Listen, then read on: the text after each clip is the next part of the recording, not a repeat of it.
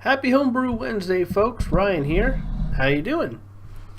I'm just drinking a little naked oatmeal cream stout. This is a partial mash I had done a while ago, and I think I talked about it before. But it's a good looking beer. Can't really tell right now, but I mean it had a decent head on it before, and I think about 3 weeks in the keg made it look pretty good.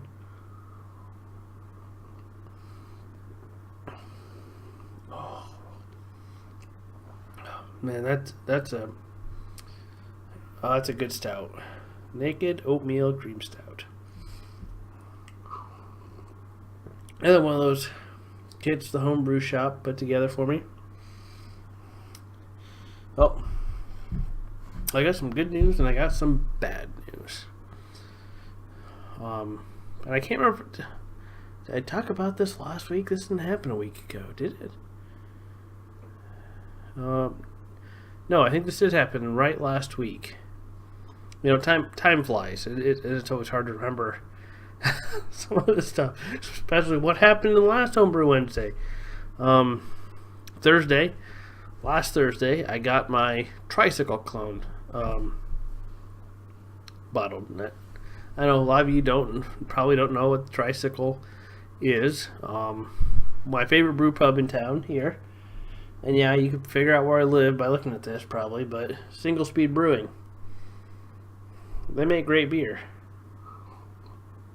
And they sell cool glasses, so I got a couple of their glasses. They have a beer called Cream Ale, or Tricycle. And they consider it a mix of each wheel of the Tricycle standing for something. Where one wheel is a pale ale, one wheel is a cream ale, and the other one's a wheat ale. And so it's a hybrid of those three types of beers, which is kind of difficult to do if you think about it, because a pale ale is just a cream ale with more hops. So, a wheat ale to me is a cream ale with more wheat. So I'm not really exactly sure, but I did try to clone it. It's one of my favorite beers they have there, so I had tried to clone it. So to do this, I did find out that they use Galena hops, or at least in the last batch they did. And the beer was still really good. So what I did was I used an ounce of Galena hops, boiled that for 1 minute. For my specialty grains, this was an extract brew, so it's be an easy one to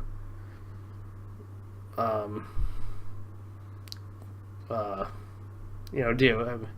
An easy one to brew. You don't have to deal with grains a whole lot. But I did have a couple specialty grains. Some caramel 10, crystal 10. Something just give a little bit of color. And these grains I used probably didn't make much of a difference. 4 ounces of crystal 10 and 4 ounces of carapils. Give a little more mouth flavor. And I seriously, honestly don't believe that Crystal 10 did anything for me. I probably could just go without it, but I felt like I needed grains. It's not really brewing unless you have grains, right?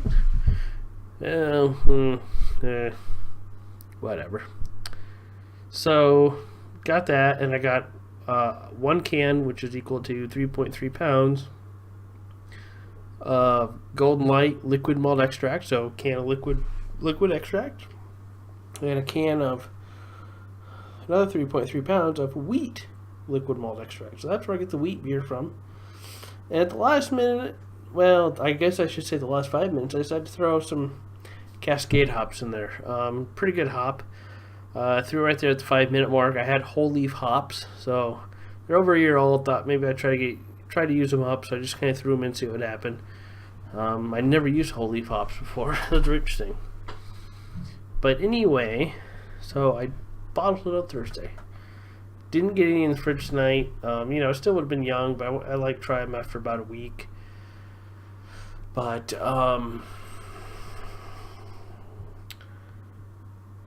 my bottle wand malfunctioned. My bottle wand, of all the equipment to malfunction, the bottling wand. It's a little device. I should have grabbed it. I forgot. It's about yay long. It hooks into the hose. It hooks into your bottling bucket. So when you open the valve of the bottling bucket, the beer's coming out into it.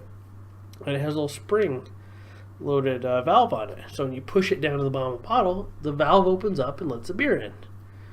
All right, that's great. And then when you let go, it closes. My malfunction, it opened, and it was about halfway through. It opened and then wouldn't close. So I started rushing of trying to fill as many bottles as possible. And I didn't batch prime either. I used the Cooper's carbonation tablets. Look like little sugar candies that you throw in one per bottle, pretty much. Sorry, mouth's getting a little dry. Better wet the old whistle. Anyway, so I tried to rush and fill all these bottles. I probably lost a gallon to a gallon and a half on the floor. I was so pissed. I didn't have a backup bottling wand. Well, I didn't think I did. I later found out that I did. I had my old one that was not spring loaded, but I was just panicking and trying to get it done, trying to get everything bottled. And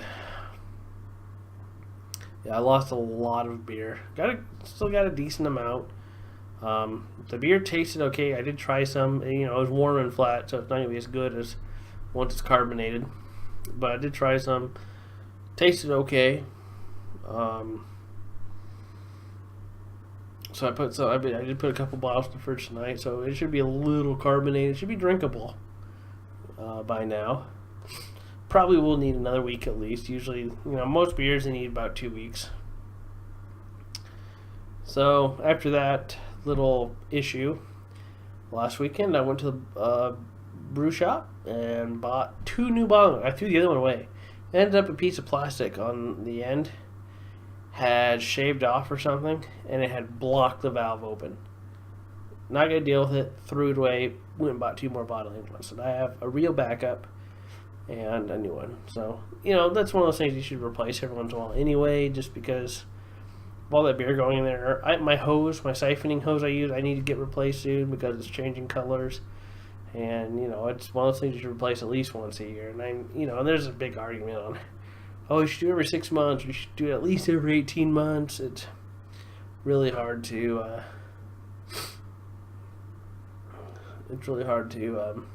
know, you know. Everyone has their own opinion. I might keep using it for a little bit, but I go get the same stuff at the brew shop for a couple bucks. It won't be a big deal.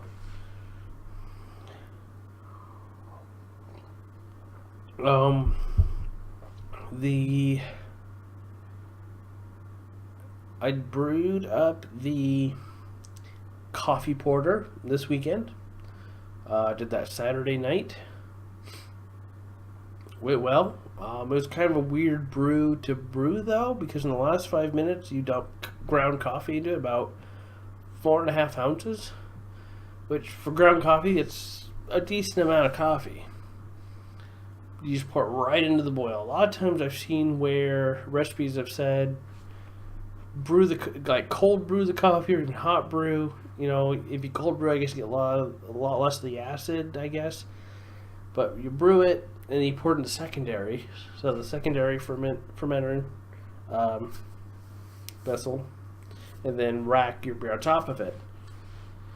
This one just said throw it right into the boil. So that's what I did. You know, somebody made this recipe. They think it's good. It's enough to sell it. So I'll do it their way first. I could always, if I ever want to do it differently later, I can experiment later. But I like to do it as the recipe says the first time through. Probably the really weird thing about this recipe was when I poured the wort into the bucket and then topped it off and stirred it up a little bit, I had no foam on top. Absolutely no foam. So I'm thinking the oils from the coffee grounds did something to kill the foam off. So it'll be interesting to see whether this beer has any head retention. I'm guessing not, but we'll have to wait and see. I don't think I have anything else to talk about today, folks. So have a happy Homebrew Wednesday. I'm sorry for this video being late, but goal is still to get it here on Wednesday my time. So cheers and 17.